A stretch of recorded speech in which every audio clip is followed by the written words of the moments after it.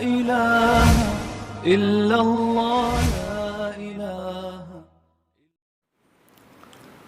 تو اللہ نے مثال دی ہے کہ ظلمات فی بحر، فرمایا بہت سارے اندھیرے ہوں اور کوئی شخص سمندر کی تہ میں ہو، فی بحر لجی، سمندر بھی بہت زوردار لہروں والا گہرا سمندر جس کی گہرائی میں بہت زیادہ اندھیرا ہوتا ہے، وقت بھی رات کا ہو،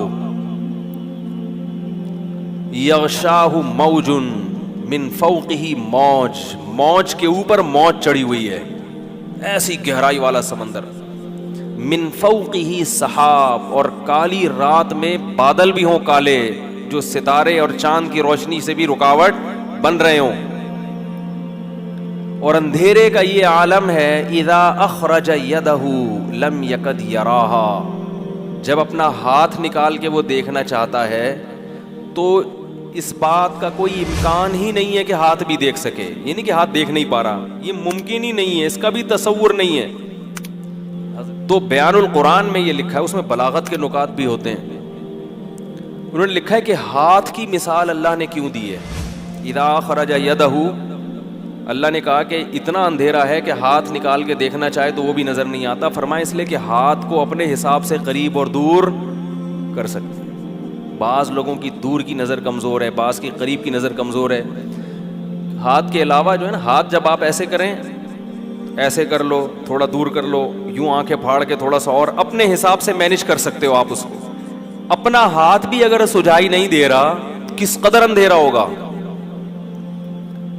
تو اللہ فرماتے ہیں اس شخص کی مثال ہے کس کی، جس کے پاس ہدایت کی روشنی نہیں ہے، جیسے یہ حیران سرگردان سفر کرے گا، اب اس کو کیا پتا کہ اگلا قدم میں نے کہاں رکھنا ہے، اگلے قدم میں کھائی ہے یا پھول بچھے ہوئے ہیں یا قالین بچھے ہوئے ہیں، ساری زندگی اسی قسم پرسی میں گزارے گا جو شخص، اس کی دل کی حالت کیا ہوگی، دماغ کی حالت کیا ہوگی، کیسی پریشانی ہوگی۔ یہ دنیا کا عذاب ہے ان لوگوں کے لیے جو شریعت کو فالو نہیں کرتے، ہر شخص کو خوش کرنے کی کوشش میں لگے ہوئے ہیں۔ داڑھی کیوں نہیں رکھی جاتی، لوگ کیا کہیں گے، کیا بغیر داڑھی والوں سے لوگ خوش ہیں بھائی،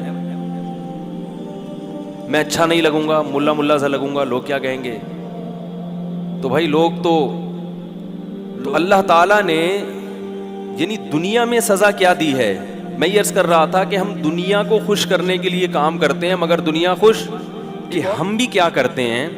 کافر تو مکمل کنفیوز ہوتا ہے، مسلمان آدھا تیتر آدھا بٹیر، وہ کلمہ تو پڑھ لیتا ہے، جنت جہنم پہ یقین بھی کر لیتا ہے، لیکن آدھی شریعت کو فالو کرتا ہے، اتوار کو بیان سننے آ جائے گا، جمعے کا بیان سن لے گا، لیکن بہت ساری چیزوں میں کیا کرے گا، یار نہیں یار یہ بیوی ناراض ہو جائے گی، یار یہ تو ابا، یہ تو دوست بولیں گے یار تم تو پروفیشنل مولوی لگ رہے ہو بالکل ہی، یار تم تو بالکل ہی یار یعنی عجیب سے ہو گئے ہو، اس طرح کی باتیں لوگ کرتے ہیں۔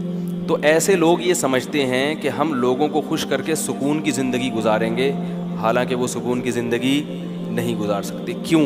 قرآن نے اس کو بڑا اچھی مثال سے سمجھایا ہے، فرمایا ضرب اللہ مثلا رجلا فیہ شرکاء متشاکسون ومثلا ورجلا سلما لرجل، فرمایا بتاؤ ایک آدمی ایسا ہے جس کے کئی آقا ہوں، کئی محبوب ہوں، اور وہ کئی محبوب بھی ایسے ہیں جن کے مزاجوں میں آپس میں بڑا اختلاف ہو، کئی محبوب ایسے ہیں جن کے مزاجوں میں آپس میں، مثال دیتا ہوں، کسی کی 4 بیویاں اور چاروں اپوزٹ دماغ کی ہیں، تو وہ ڈپریشن کا مریض بنے گا کہ نہیں بنے گا؟ چاروں کو خوش رکھنا اس کے لیے ممکن ہوگا ہی نہیں، چاروں کا مزاج بالکل الگ، چاروں پھڈے باز، وہ کہتی ہے میری دعوت قبول کرو، میرے ہاں ناشتہ کرو، کہہ رہی ناشتہ آپ نے میرے ہاں ہی کرنا ہے، تیسری کہہ رہی ہے ناشتہ تو آپ کا باپ بھی میرے ہاں کرے گا، چوتھی کہہ رہی ہے ناشتہ روزانہ کس کے گھر ہوگا، میرے۔ ایک کے ابا ایس ایچ او ہیں، ایک کے ڈی ایس پی، ایک کے آرمی میں کرنل ہیں، اور ایک کے ابا علاقے کے ناظم ہیں بھائی، اور ہول سیل کے حساب سے سالے بھی ہیں۔ اب چاروں کا مطالبہ کیا ہے، ناشتہ کس کے یہاں ہوگا؟ آپ کہو گے بھائی ناشتہ تمہارے ہاں، لنچ تمہارے ہاں، ڈنر تمہارے ہاں، کوشش کرو گے نا؟ نہیں، متشاکسون، جھگڑالو نہ ضدی. بول دیا ناشتہ آپ نے کہاں کرنا ہے, ادھر کرنا ہے, تو پڑھے گا کہ نہیں پڑھے گا, یہ ٹینشن سے بولے گا بھائی 4 پراٹھے تھوڑی کھا سکتا ہوں میں, چلو ادھر بھی ناشتہ کر لیا, ادھر بھی کر لیا, ادھر بھی. پھر لنچ میں یہی پھڈے بازی. تو چاروں کو خوش رکھ سکتا ہے؟ بولو بھائی, نہیں رکھ سکتا. ایک کہہ رہی مجھے اپنے ساتھ سفر پہ لے کے جاؤ, دوسری کہہ رہی اس دفعہ سفر پہ میں نے جانا ہے, تیسری کہہ رہی اس دفعہ تو ان دونوں نہیں جانا, میں نہیں جانا ہے. وہ قرآن اندازی کرے گا نہیں قرے کو ہم نہیں مانتے, چلو بیگم تمہیں اس دفعہ تمہیں لے جاتا ہوں, اگلے چکر میں تمہیں نہیں, اسی دفعہ میں نے بھی. متشاکسون کا مفہوم سمجھا رہا ہوں آپ کو. پھڈے باز, ہر ایک کی خواہش ہے کہ ابھی میری جو چاہت ہے اس کو پورا کرو.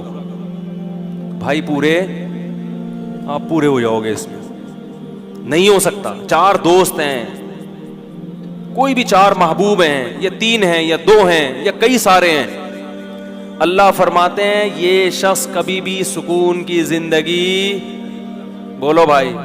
آپ کہیں گے پھر میں 4 کی ترغیب کیوں دیتا ہوں جب سکون اللہ خود کہہ رہے ہیں. بھائی وہ اس لیے کہ ایسا ہوتا نہیں ہے کہ چاروں, ایک کا ناشتہ کر لو, ایک کے لنچ کر لو, ایک کے ڈنر کر لو, اگلے دن پھر ناشتہ یہاں کر لو. تو باریاں شریعت نے اسی پھڈے سے بچنے کے لیے, پھر بھی نہیں ہے تو پھر جاؤ ڈاکٹر کو دکھاؤ.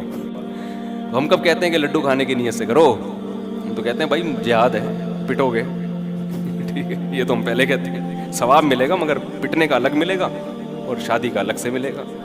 تو ضرورت ہے معاشرے کی. تو اللہ تعالیٰ فرماتے ہیں کہ ایک آدمی ہے ایسے ہیں جس کے محبوب ہیں, جس کے کئی خدا ہیں. ایک خدا کو خوش کرتے ہو, دوسرا خدا ناراض ہو جاتا ہے. دوسرا وہ ہے سلام الرجل, جس کا صرف ایک آقا ہے, اس کو پتا ہے صرف میں نے اس کو خوش کرنا ہے, اس کی چاہتوں کو پورا کرنا ہے. فرمایا بتاؤ هل یستویان مثلا, کیا سکون اور اطمینان میں دونوں برابر ہو سکتے ہیں؟ آج مسئلہ یہ ہے کہ ہم نے ایک اللہ کو محبوب حقیقی بنایا ہی نہیں ہے. جمعے کی نماز پڑھ لیتے ہیں اللہ کو خوش کرنے کے لیے, ایک آدھ روزہ بھی رکھ لیتے ہیں اللہ کو خوش کرنے کے لیے, عید پہ نہا بھی لیتے ہیں اللہ کو خوش کرنے کے لیے. لیکن بہت سارے کام ہیں جن سے اللہ ناراض ہو رہا ہے, مگر بیوی بچے خوش ہو رہے ہیں, وہ بھی چلے گا ساتھ میں. جہیز بھی لے رہے ہیں, نفس خوش ہو رہا ہے اس سے, سود بھی کھا رہے ہیں, بینک کی جاب بھی کر رہے ہیں. رمضان میں جس دن دیکھا کہ یار ذرا آج بڑا مشکل لگے گا, آفس میں دل نہیں لگے گا اگر میں نے کچھ کھایا پیا نہیں, تو روزہ گول. ایک صاحب کا میرے پاس فون آیا کہ حضرت میں وہ 11 بجے آفس آیا ہوں, میں نے سوچا تھا کہ اگر گرمی سخت ہوئی تو چھوڑ دوں گا, گرمی کم ہوئی تو رکھ لوں گا, تو 11 بجے میں نیت کر سکتا ہوں, آج موسم اچھا ہے.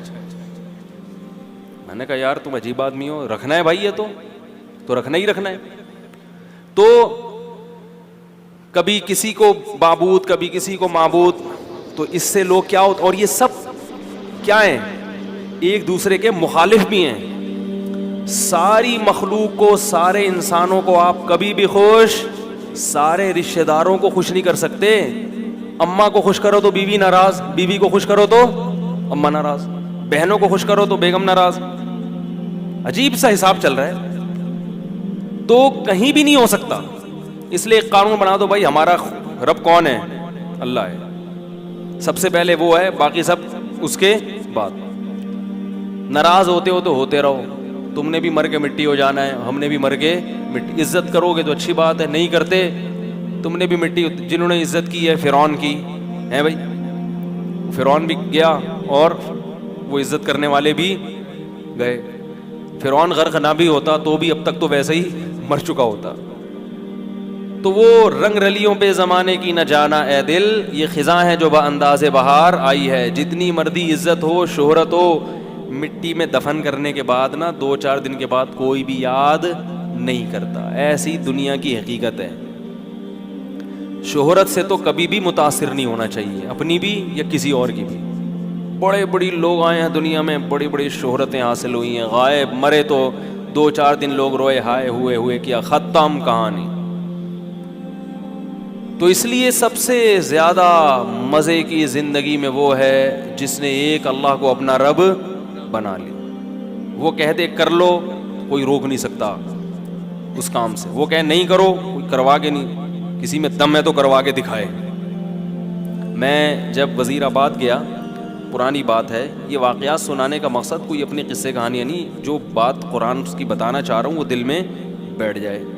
میں جب وزیر آباد گیا نا تو وہاں وہ لوگ بھی سنتے میرا بیان, تو وہ یہ پرانی بات ہے, تقریباً 13-14 سال پرانی.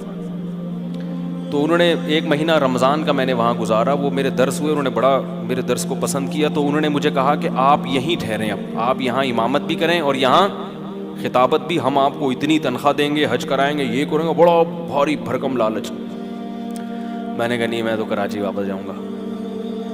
میں نے کہا نہیں, میں تو, بچے بھی تھے میرے ساتھ, بہت اکرام کیا انہوں نے, واقعی بڑا اکرام کیا.